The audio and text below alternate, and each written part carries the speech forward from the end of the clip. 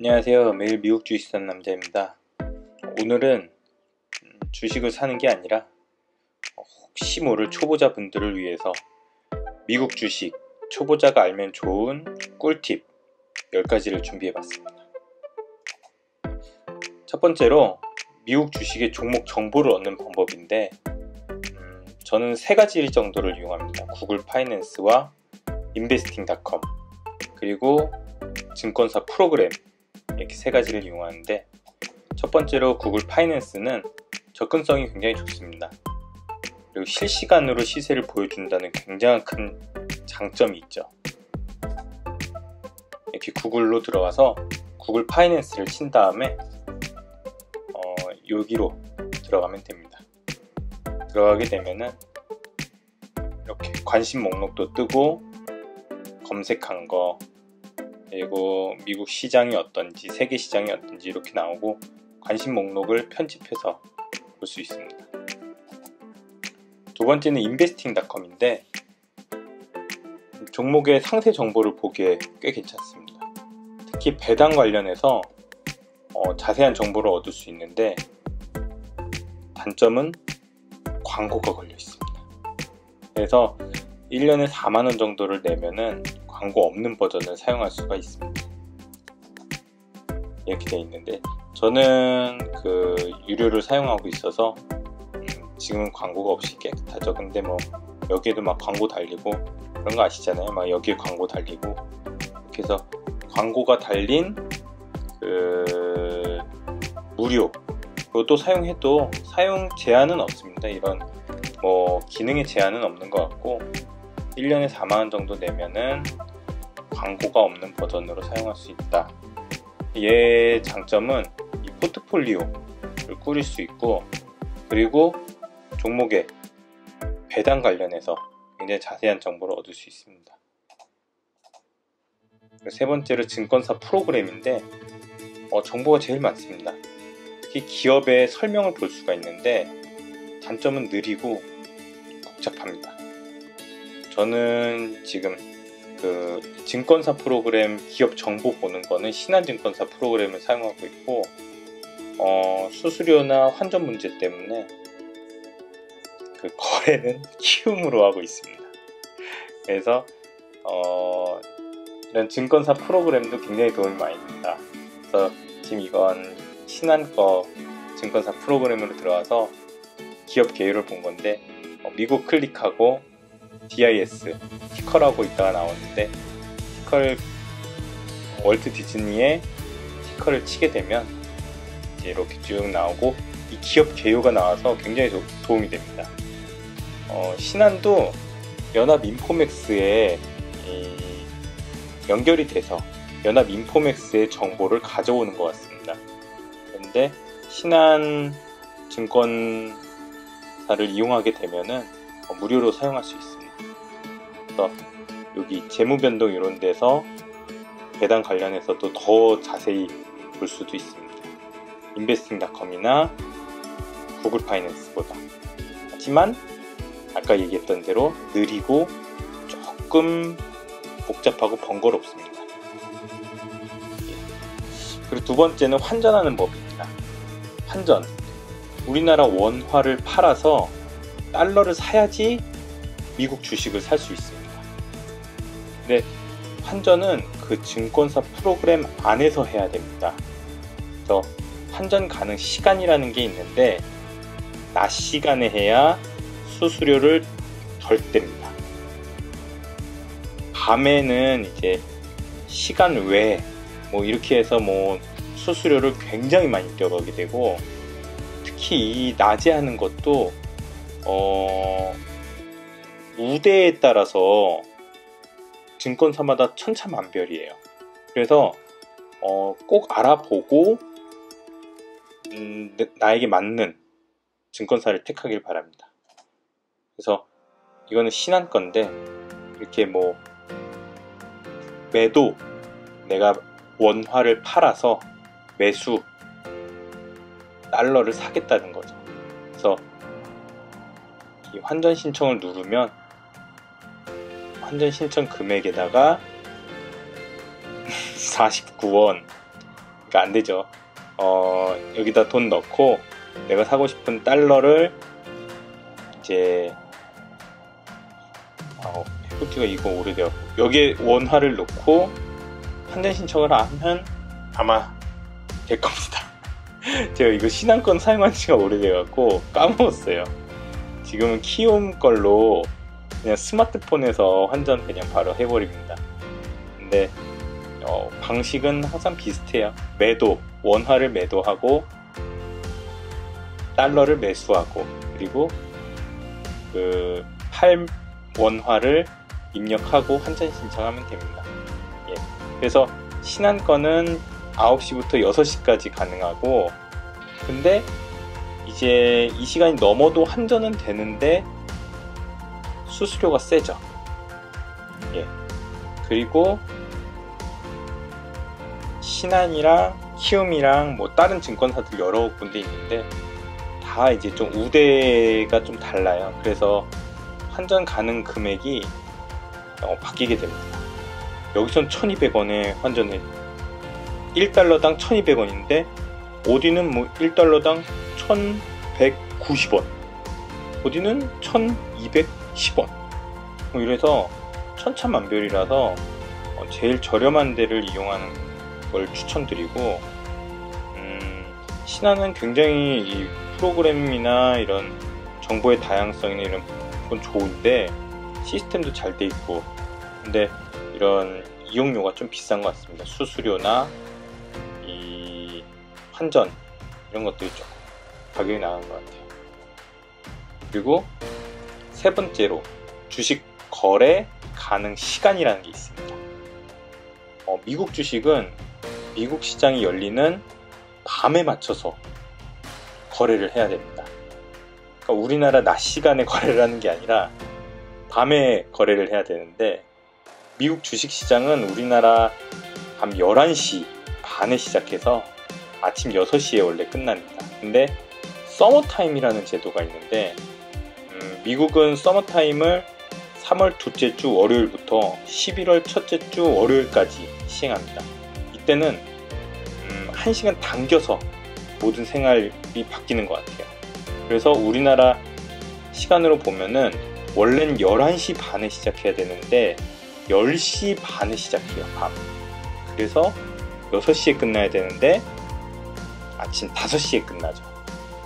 그래서 이때는 좀 거래하기가 좋죠. 우리나라 사람들은 1시간 땡겨지니까 빨리 거래하고 잘 수 있으니까.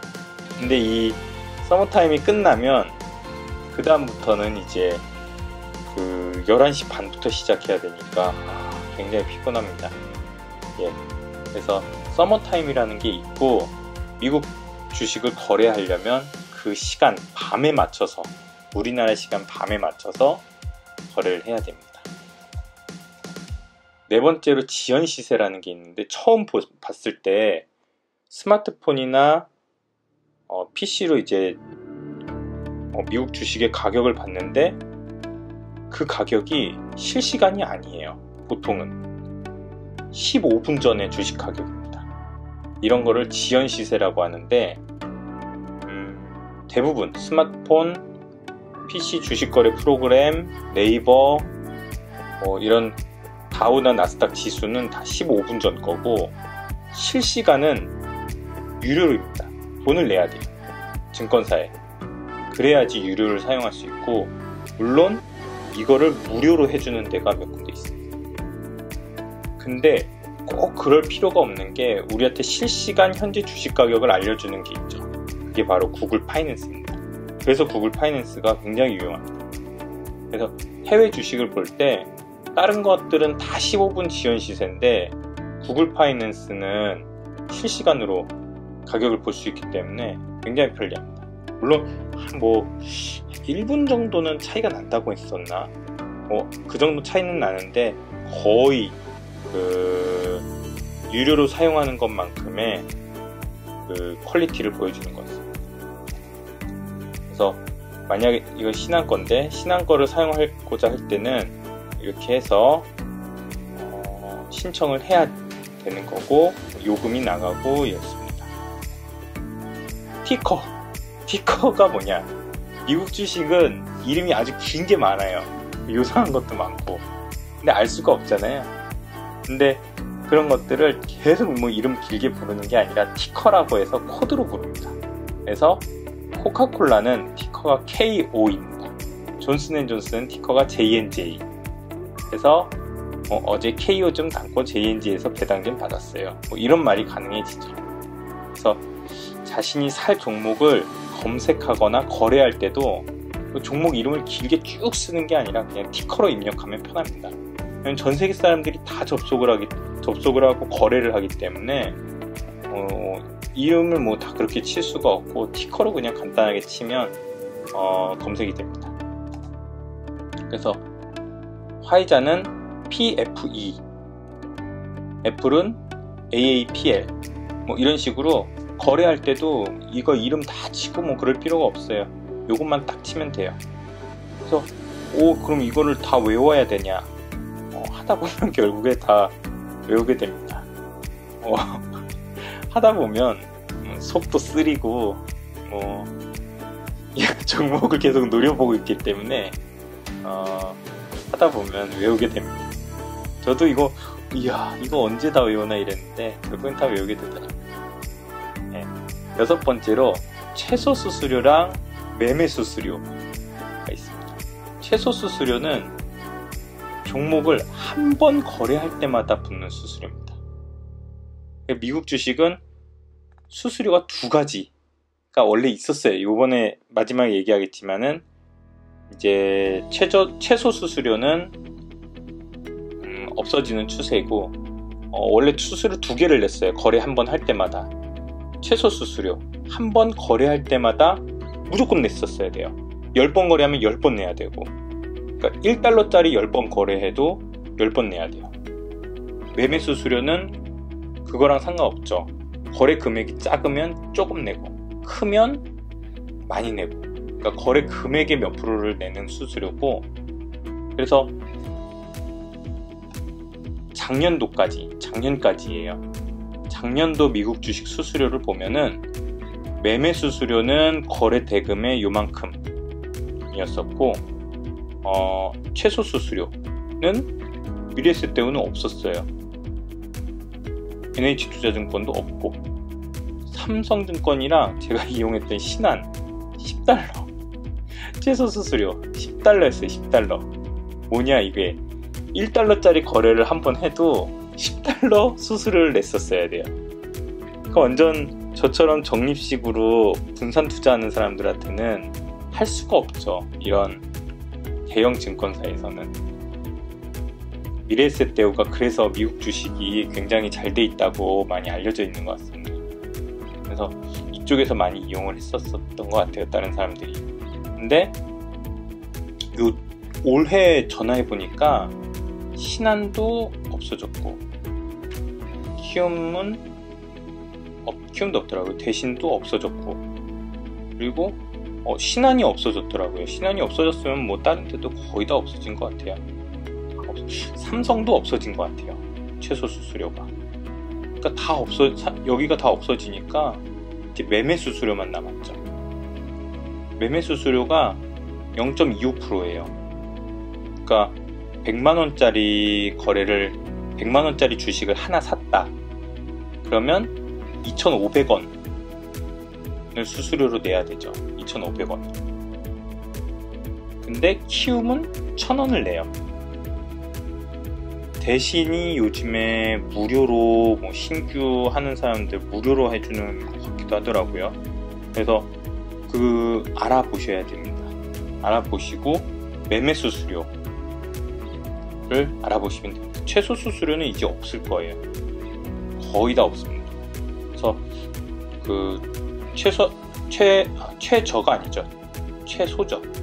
최소 수수료는 적립식 분산 투자할 땐 정말 최악이었습니다. 근데 올해부터는 없어졌고, 매매 수수료는 아까 얘기했던 대로 거래 금액의 몇 프로를 내야 됩니다. 0.25%가 요즘엔 많고 0.1% 내는 데도 있고 수수료를 안 받는 데도 있었나? 한번 있었던 것 같기도 하고, 아무튼 저는 지금 0.1%를 내고 있습니다. 매매 수수료로. 7번째로 배당 횟수입니다. 미국은 배당을 1년에 4번 정도 줍니다. 물론 안 주는 애들도 있어요. 매달 배당을 주는 종목도 있고, 아마존이나 넷플릭스, 구글은 안 줘요. 배당을 아예 안 줘요. 얘네들 이익 난 걸 다시 재투자해서 성장에 다 쓰나 봐요. 얘네들은 안 주고, 보통 부동산 주식들이 매달 배당을 주는 애들이 많습니다. 그래서 1년에 4번을 주기 때문에 배당 주기를 잘 맞추면은 매달 돈을 받을 수 있어요. 예를 들어서 1월, 4월, 7월, 10월에 돈을 줘요. 배당금을. 그럼 이런 종목을 하나 사고 2월, 5월, 8월, 11월에 배당금 주는 종목을 하나 사고 3, 6, 9, 12에 배당금 주는 종목을 사면은 매달 받을 수 있죠. 1월부터 12월까지. 이게 바로 제가 미국에 투자하는 이유 중 하나입니다. 이렇게 하면은 돈이 많이 쌓이게 되면은 노후에 연금식으로 돈을 받을 수 있기 때문에, 저는 공무원이 아니고 자영업자이기 때문에 이런 보험이 없죠. 그래서 이런 배당금을 매달 받는 방식으로 지금 노후를 준비해 볼까 해서 실행 중입니다. 그래서 제가 만든 포트폴리오는 이것도 뭐 여러 다른 사람들 블로그도 보고 유튜브도 보고 책도 보고 해서 따온 거고, 1, 4, 7, 10월 달에 배당락이 있는 종목들은 이렇게 모아놓고 2, 5, 8, 11은 이렇게 모아놓고 3, 6, 9, 12는 이렇게 모아놓고 이렇게 해서 구분지어서 좀 보고 있습니다. 인베스팅닷컴이 좋은 게 포트폴리오를 이런 식으로 이렇게 만들 수가 있어서 좋습니다. 8번째는 배당 스케줄 확인법입니다. 배당 스케줄은 인베스팅닷컴과 증권사 프로그램에서 확인할 수 있는데, 스케줄이 뭐냐? 돈을 언제 어떻게 주냐? 이런 걸 확인할 수 있습니다. 특히 미국 주식은 배당 일정을 미리 공개합니다. 몇 월 며칠에 돈을 주겠다. 그걸 1년치를 미리 공개합니다. 그래서 아까 전에 봤던 디즈니를 보면은 미리 지급일이 쭉 나와 있습니다. 쭉 나와 있고 디즈니가 1년에 2번 주나 보네요. 디즈니는 이런 식으로 쭉 이렇게 정해져 있습니다. 그리고 인베스팅닷컴에서 배당 스케줄을 확인한 법인데, 그러니까 종목으로 들어가게 되면은 재정 상황이라고 있습니다. 재정 상황에 들어가서 배당이라는 항목을 누르면 쭉 나옵니다. 배당 스케줄도 나오고, 아까 전에 요런 게 나옵니다. 그래서 배당금 얼마 주는지, 배당 지급일이 언젠지, 배당 락일이 언젠지, 이런 그 스케줄이 쭉 나오게 됩니다. 그럼 배당 락일이랑 배당 기준일이랑 배당 지급일, 이게 많이 어려운데 그 배당 락일은 이 회사가 배당금을 주겠다고 정하는, 주주들을 정하는 날짜예요. 그래서 이날 들고 있으면 배당을 줍니다. 이 전날까지 주식을 안 들고 있다가 요날 딱 사서 장 종료가 되고 그 다음날 팔았다. 그래도 배당을 줍니다. 배당 락일에만 가지고 있으면 돼요. 그리고 배당 락일이 그 장 종료할 때까지 들고 있었으면은 그 다음날은 배당 기준일이 됩니다. 그래서 배당 주는 만큼 주가가 떨어져서 시작을 합니다. 그러니까 예를 들어서 $100 주식이 $1 배당을 주기로 했다. 그러면 배당 락일이 아니죠. 배당 기준일날, 죄송합니다. 요 배당 락일이 아니라 배당 락일에는 그냥 들고 있고 그날 장이 끝나고 그 다음 날인 배당 기준일날 99달러로 시작을 하게 됩니다. 그리고 배당 지급일날 돈을 받게 되죠. 그럼 이거를 토대로 보면은 2020년 3월 30일날 배당 락일입니다. 어떤 종목에 배당을 준다고 정한 날짜가 2020년 3월 30일날 종가에 들고 있었으면은, 내가 이 주식을 종가에 들고 있었으면 그 다음 날은 떨어지죠. 배당 주기로 한 만큼 떨어져서 시작을 하게 됩니다. 그러면 그 다음 지급일은 여기는 아직 안 나왔죠. 그럼 요걸 볼까요? 2019년 3월 27일 날 배당 락이 됐고, 이게 아마 금요일일 거예요. 금요일이라서 이제 월요일 날 장 시작하면서 주가가 떨어져서 시작을 하고, 이 지급은 이때 이렇게 되겠죠.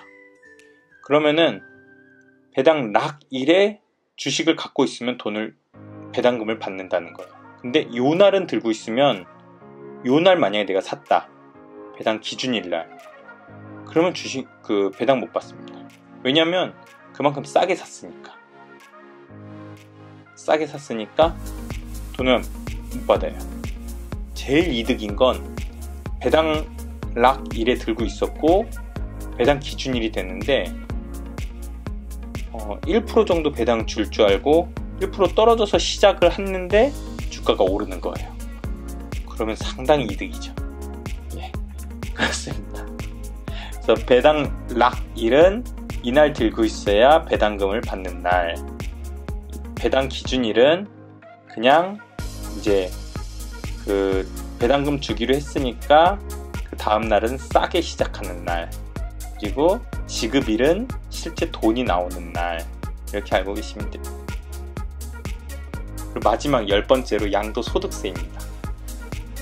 양도소득세는 1년 총 거래 금액에서 순수익이 250만원을 넘은 사람한테만 신고하면 됩니다. 그럼 얼마를 내냐? 이 금액의 22%를 세금으로 내야 됩니다. 1년 거래의 이득이 250만원 이내이거나 손실이라면 세금을 낼 필요가 없습니다. 그럼 어떻게 계산을 하냐? 순이득, 1년 동안 총 사고 팔아서 나온 이득이 1250만원이 나왔습니다. 그럼 250만원을 빼고 1000만원에 대해서 22%인 세금 220만원을 내야 됩니다. 그리고 19년에 거래를 다 이제 끝냈다. 그래서 19년에 이제 세금이 이만큼이 나왔다. 그러면 언제 내냐? 2020년 5월에 양도소득세 신고 기간에 자발적으로 신고를 해서 내야 됩니다. 근데 이거 신고가 굉장히 번거로워요. 내가 샀던 주식을 찾아서 가격을 적고 팔은 가격 적고 날짜 적고 주식 이름, 개수 이런 거 써서 그걸 해야 되는데, 사고 파는 걸 굉장히 많이 했으면 그걸 다 써야 돼요. 진짜 힘들죠. 근데 그거를 무료로 대행해주는 증권사가 있습니다. 제가 이전에 어떤 증권사는 안 해줬었어요. 거기는 조금 저렴했었고, 신한은 이거 해줘요.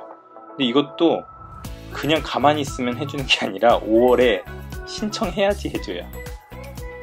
5월에 신청 안 하면 그냥 넘어갑니다. 이거 대행해주는 증권사들도. 그래서 신청한 사람들에 한해서 무료로 해주는 이 증권사가 있으니까 그 증권사 안에서 거래된 것만요. 저처럼 키움이랑 신한 두 가지 다 이용하고 혹시라도 쟤처럼 이용하다가 사고 팔았다, 키움 건 안 해줍니다. 신한 것만 해주지. 예. 그래서 신한 게 비싼가 봐요. 예. 그래서 보유 단계에서는 그 주식을 안 팔았을 때는 양도소득세를 안 내죠. 안 팔았을 때는 그럼 세금을 어떤 걸 내냐? 배당금에 대해서 세금을 냅니다. 배당금에 대해서 15.4% 원천징수. 이건 뭔 말이냐? 돈을 주면서 애초에 떼어가는 거예요, 나라에서. 껴가요. 그러니까 내가 신경 쓸 필요가 없어요. 배당 받을 때 그냥 아예 떼서 나옵니다. 근데 양도소득세 처분 단계, 내가 주식을 처분하고 나면은 자진신고, 그 다음에 자진신고해서 22% 세금을 내야 돼요. 정말 억울한 경우가 올해 막 거래를 많이 했어요. 사고팔고 해서 정말 예를 들어서 1억을 벌었다. 그래서 또 사고팔고 하다가 그 다음 해가 됐는데 갑자기 주식이 폭락을 해서 엄청나게 떨어져 있는 거예요. 그러면 양도소득세를 어떻게 하냐? 내야 돼요. 전년도 거에 대해서 내야 돼요. 손실 본 거에 대해서 빼주냐? 없어요. 그럼 손실 본 건 순전히 내 책임, 이득 본 건 나라의 세금. 예, 이렇습니다. 이상입니다. 혹시 미국 주식을 처음 하시거나 초보분들 중에서도 모르는 내용이 있을까봐 좀 쉽게 미국 주식에 접근하시라고 초보분들을 위해, 미국 주식 하시는 분들은 다 아는 내용이죠. 다 아는 내용인데 초보분들을 위해서 영상을 한번 만들어 봤습니다. PPT로 했었는데 글씨도 막 다 틀리고 줄도 안 맞고 그래서 많이 틀렸지만 그래도 잘 봐주셔서 감사합니다. 이상입니다.